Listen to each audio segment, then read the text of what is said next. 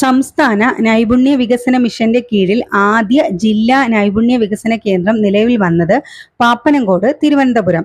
സംസ്ഥാനത്തെ ആദ്യത്തെ ലിഫ്റ്റ് പാലം നിലവിൽ വരുന്നത് കരിക്കകം തിരുവനന്തപുരം പാർവതി പുത്തനാറിന് കുറുകെ.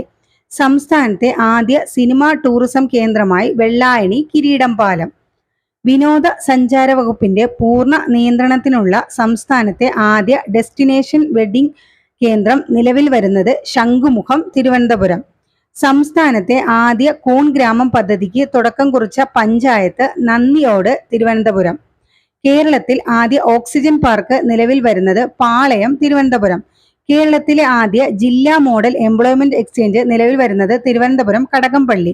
കേരളത്തിൽ വനിതാ ശിശുക്ഷേമ വകുപ്പ് ആദ്യമായി സ്മാർട്ട് അങ്കണവാടികൾ നിർമ്മിച്ച ജില്ല തിരുവനന്തപുരം പൂജപ്പുര.